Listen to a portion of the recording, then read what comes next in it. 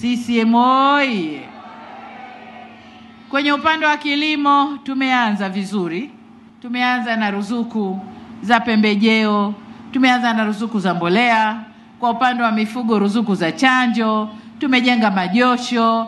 Kwenye kilimo cha mazao, kilimo cha umwagiliaji maji ndicho kipaumbele chetu. Kwa hiyo tunakwenda kujenga skimu za kumwagilia 738 Tanzania nzima mpaka mwaka huu. Bado tunafanya kazi na lengo ni kukuza sekta ya kilimo.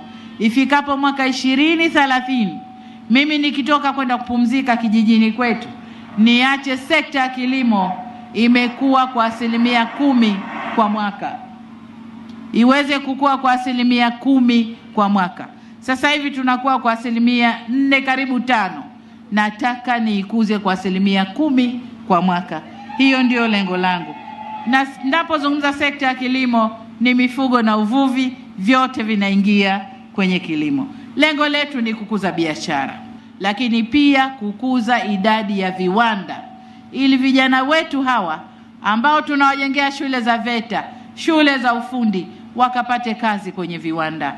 Viwanda vitakavyochakata mazao ya kilimo, mazao ya uvuvi na mazao ya mifugo. Viwanda vyetu vitachakata, vijana wakafanye kazi.